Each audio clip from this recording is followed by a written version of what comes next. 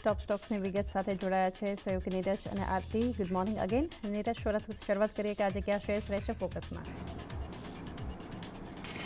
જી, જો સૌથી પહેલાં આજે એક રિલાયન્સના કાઉન્ટર પર ફોકસ પડી રહ્યો છે. આપણને ખબર છે છેલ્લા કેટલાક વખતથી આપણને વાત સાંભળવા મળી રહી છે કે જે ડિઝની નો જે ભારતનો બિઝનેસ છે ટેલિવિઝન એન્ટરટેઇનમેન્ટનો, એ અહીંયાથી રિલાયન્સ ખરીદી કરતી જોવા મળી શકે છે. બ્લુમબર્ગ દ્વારા એક રિપોર્ટ આ જાહેર થયો છે જેની અંદર એવું કહેવામાં આવ્યું છે કે રિલાયન્સ અને ડિઝની વચ્ચે અહીંયાથી હવે એક બાઇન્ડિંગ પેક્ટ થયો છે અને મીડિયા ઓપરેશનને અહીંયાથી મર્જ કરવા પર એક બાઇન્ડિંગ પેક્ટ થયો છે. ડિઝનીના ભારતીય મીડિયા કારોબાર માટે અહીંયાથી કરાર થયા છે અને મર્જ એન્ટિટી જે થવાનો છે એમાં લગભગ 61% હિસ્સો આપણને રિલાયન્સનો રહેતો જોવા મળશે અને બાકીનો જે 39% હિસ્સો છે ડિઝની પાસે રહેતો જોવા મળશે. અને બ્લુમબર્ગનું કહેવું છે કે આ સપ્તાહની અંદર જ આપણને આ ડીલની એક મોટી જાહેરાત આવતી જોવા મળી શકે છે, એટલે એના પર એક ખાસ નજર રાખીશું.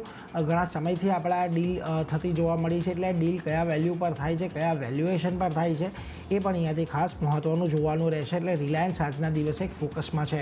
આની સાથે જ કોટક બેંક જોઈ લો. કોટક જનરલ ઇન્સ્યોરન્સમાં જે કંપનીની સબસિડરી છે કોટક જનરલ ઇન્સ્યોરન્સ, એમાં લગભગ 70% જેટલો હિસ્સો અહીંયાથી કોટક બેંક વેચવા જઈ રહી છે.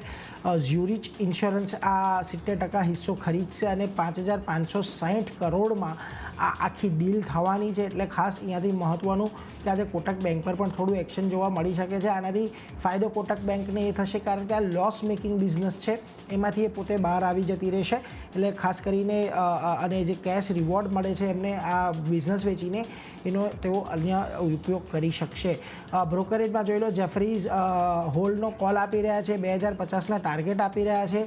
એમનું કહેવું છે કે પહેલાં એવી વાત હતી કે 51% હિસ્સો ખરીદશે અને બાકીનો 19% 3 વર્ષની અંદર ખરીદશે, પરંતુ અત્યારે જે આખી ડીલ છે એક સામતી થતી જોવા મળી છે. આ બિઝનેસ ઘણો નાનો છે અને પ્રીમિયમ માર્કેટ શેર માત્ર 0.5% જેટલો છે અને આખા જે જનરલ ઇન્સ્યોરન્સની નેટવર્થ છે એમાં માત્ર હિસ્સો 0.3% જેટલો છે. એમનું કહેવું છે કે FY23માં 120 કરોડનો કંપનીએ લોસ કર્યો હતો અને વેલ્યુ જે 7,900 કરોડની છે તે જ અહીંયાથી રહેતી જોવા મળી શકે છે. એટલે એના પર એક ખાસ ફોકસ રાખવાનું છે કે અહીંયા જે STOP સ્ટોપ વેલ્યુ છે એના કરતાં અહીંયા જે ડીલ વેલ્યુ છે એ થોડીક વધારે છે. એટલે અહીંયાથી ખાસ કરીને કોટક મહિન્દ્રા બેંક આજે આપણને થોડોક અહીંયાથી ખાસ ફોકસમાં રહેતો જોવા મળશે. આની સાથે જોઈ લો, આજે અગત્યની એક બેઠક છે. દિલ્હીમાં નાણામંત્રી ફિનટેક કંપનીઓ સાથે બેઠક કરવાના છે. 25 થી 30 ફિનટેક કંપનીઓ આ બેઠકની અંદર સામેલ થશે. જોકે પેટીએમને આ બેઠકમાંથી એક્સક્લુડ કરવામાં આવ્યું છે. આમાં ઝીરોધા, એમેઝોન પે, પાઇન લેબ જેવી 20 કંપનીઓ છે અને KYC અને કમ્પ્લાયન્સ જેવા મુદ્દા પર અહીંયાથી આ ચર્ચા આ બેઠકની અંદર થઈ શકે છે. એટલે ત્યાં આગળ એના પર એક ખાસ ધ્યાન રાખીશું કે કઈ કઈ કંપનીઓનો આની અંદર સમાવેશ થાય છે, નાણામંત્રી શું અહીંયાથી ડાયરેક્શન આપે છે. કારણ કે પેટીએમના કિસ્સા બાદ અહીંયા થોડીક આ સ્પેસની અંદર ચર્ચા વધી ગઈ છે. પરંતુ એ સામે જો પેટીએમ પણ આજે થોડોક ફોકસમાં છે કારણ કે તેમણે UPI દ્વારા જે ઓપરેશન્સ જે અત્યારે ચાલી રહ્યા છે એ યથાવત રાખવા માટે તેમણે અહીંયાથી એક અરજી કરી છે NPCIને. એટલે TPAP બની રહેવા માટે અહીંયાથી તેમણે અરજી કરી છે. TPAP શું છે કે થર્ડ પાર્ટી એપ્લિકેશન પ્રોવાઈડર છે કે જે UPI અને બેંકોની વચ્ચે રહીને કામ કરે છે ને એવી રીતે હવે પેટીએમ અહીંયાથી આગળ કામ કરવા માગે છે. કારણ કે ઓલરેડી એમના એક બિઝનેસની ઉપર અહીંયાથી તકલીફ ઊભી રહી હતી પેટીએમ પેમેન્ટ બેંકવાળી. એટલે આના માટે તેમણે અહીંયાથી અલગ મંજૂરી લેવી પડશે અને પેટીએમના પ્લેટફોર્મ પર લગભગ 9 કરોડ જેટલા યુઝર્સ છે અને UPI માટે થર્ડ પાર્ટી એપ બનાવવાની અરજી પર હવે NPCI અહીંયાથી નિર્ણય લેશે, નહીં કે RBI નિર્ણય લે. અને પેમેન્ટ બેંક અને અન્ય બેંકો સાથે તેઓ સેટલમેન્ટ એકાઉન્ટ ઓપન કરી શકશે. જોકે પેટીએમ પેમેન્ટ બેંક અંતર્ગત તેઓ આ સેટલમેન્ટ એકાઉન્ટ પોતાની પાસે નહીં રાખી શકે. એ જ ખાલી RBIનો મુખ્ય કન્સર્ન છે.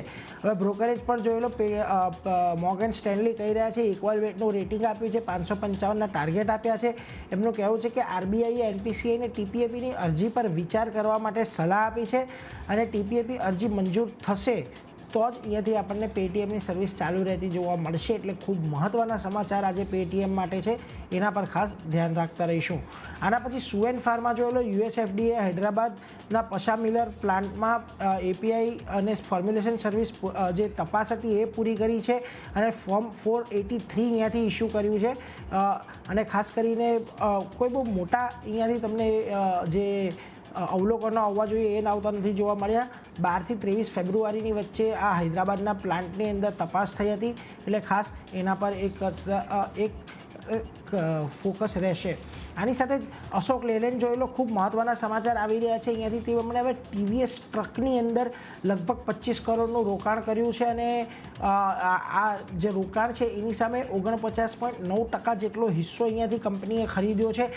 ખાસ કરીને ટીવીએસ મોબિલિટી હોલ્ડિંગ અને અશોક લેલેન્ડ, આ 3 કંપનીઓ વચ્ચેનું જે જેવી છે કે જેની અંદર ટીવીએસ મોબિલિટી હોલ્ડિંગનો 50.1% હિસ્સો છે અને ખાસ કરીને અશોક લેલેન્ડનો 49.9% હિસ્સો છે. એટલે હવે આનાથી એક મહત્ત્વની વાત એ થશે કે થોડોક પોર્ટફોલિયો અહીંયાથી અશોક લેલેન્ડનો ડાયવર્ટેડ થતો જોવા મળશે ખાસ કરીને.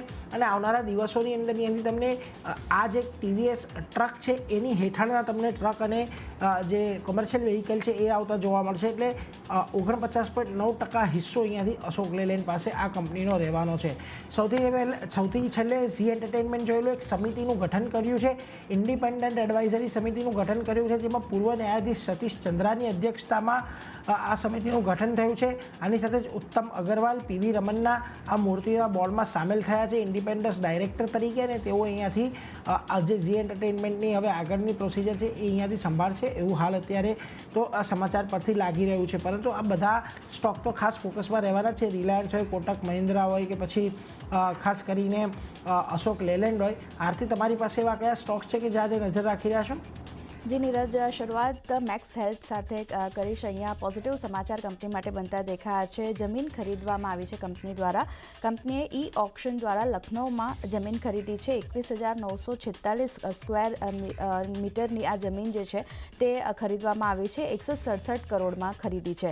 જમીન પર 500 બેડની ક્ષમતાવાળી હોસ્પિટલ જે છે તે અહીંયાથી મેક્સ હેલ્થ બનાવતી જોવા મળશે, તો એને કારણે આજે મેક્સ હેલ્થ પર ફોકસ રાખવાનું રહેશે. નેક્સ્ટ કાઉન્ટર શક્તિ પમ્પ્સની વાત કરીએ લઈએ તો અહીંયા કંપનીને ઓર્ડર મળ્યો છે. પોઝિટિવ સમાચાર છે કંપની માટે. કુસુમ 3 સ્કીમ હેઠળ 3 વર્ક ઓર્ડર કંપનીને મળ્યા છે. હરિયાણા રિન્યુએબલ એનર્જી વિભાગ પાસેથી લગભગ 2,443 પમ્પ્સ માટેનો ઓર્ડર મળ્યો છે અને કંપનીને કુલ વાત કરીએ તો 84.30 કરોડનો ઓર્ડર જે છે તે અહીંયાથી મળતો દેખાયો છે. તો શક્તિ પમ્પ્સ આજે પોઝિટિવ રિએક્શન સ્ટોક બતાવી શકે છે, નજર અહીંયા રાખવાની રહેશે. નેક્સ્ટ કાઉન્ટર સ્કીપરની વાત કરી લઈએ તો અહીંયા પણ કંપનીને ઓર્ડર મળ્યો છે. પાવર ગ્રીડ પાસેથી 737 કરોડનો ઓર્ડર મળ્યો છે અને 765 કેવી ટ્રાન્સમિશન લાઇન પ્રોજેક્ટની ડિઝાઇન, સપ્લાય, કન્સ્ટ્રક્શન માટેનો ઓર્ડર જે છે તે સ્કીપરને મળતો દેખાયો છે. તો આજે પોઝિટિવ રિએક્શન સ્ટોક બતાવી શકે છે, નજર અહીંયા પણ રાખવાની રહેશે.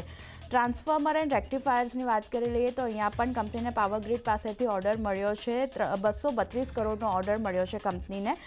ડિઝાઇનિંગ, એન્જિનિયરિંગ, મેન્યુફેક્ચર વર્ક્સ પર ટેસ્ટિંગ અને સપ્લાય માટેનો ઓર્ડર જે છે તે કંપનીને મળ્યો છે અને 21 મહિનાની અંદર આ જે ઓર્ડર છે તેના પર કામગીરી પૂર્ણ કરવાની રહેશે. તો એક ટ્રાન્સફોર્મર એન્ડ રેક્ટિફાયર્સ પર પણ નજર રાખવાની રહેશે. કોલ્ટે પાટીલની વાત કરી લઈએ તો અહીંયા ફંડ એક્શન આપણને સામે આવતી દેખાઈ રહી છે. પ્રમોટર નરેશ અનિરુદ્ધ પાટીલ જે છે તેમણે 2% હિસ્સો વેચ્યો છે. સામે વ્હાઇટ રોક કેપિટલે 4.09 લાખ શેર્સ જે છે તે ખરીદ્યા છે. તો ફંડ એક્શનના કારણે કોલ્ટે પાટીલ પર પણ નજર રાખવાની રહેશે. રિએક્શન કઈ રીતે સ્ટોક બતાવે છે, નજર રહેશે. અરવિંદ સ્માર્ટ સ્પેસની વાત કરી લઈએ તો અહીંયા પણ ફંડ એક્શન આપણને સામે આવતી દેખાઈ રહી છે. કૌશલ્યા રિયલ સુરવેએ ખાસ કરીને 1.54% હિસ્સો વેચ્યો છે અને 582 પ્રતિ શેરના ભાવ પર 7 લાખ શેર્સ વેચવામાં આવ્યા છે.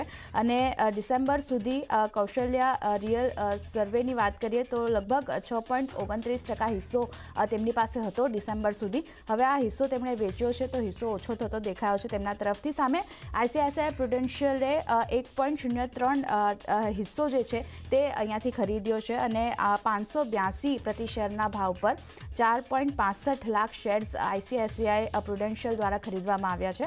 તો આ ફંડ એક્શનના કારણે અરવિંદ સ્માર્ટ સ્પેસ પર પણ નજર રાખવાની રહેશે.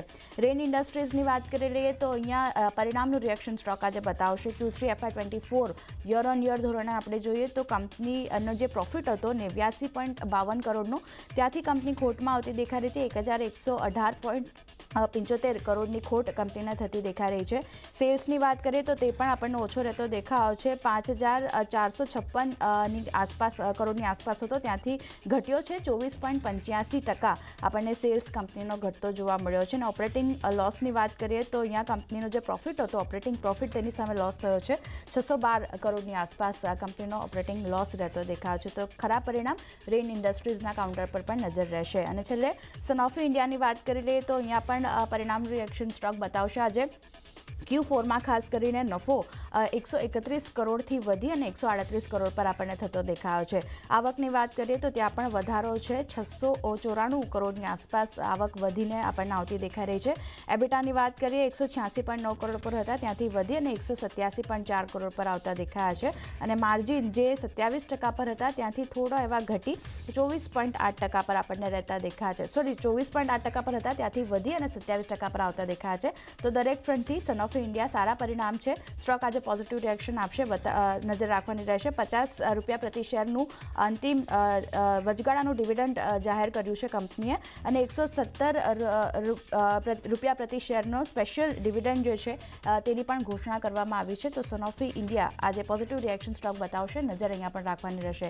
તો ચાંદની, ખાસ કરીને આ બધા સ્ટોક છે જે નીરજે જણાવ્યા, મેં જણાવ્યા, બધા પર નજર રહેશે. જી નીરજ.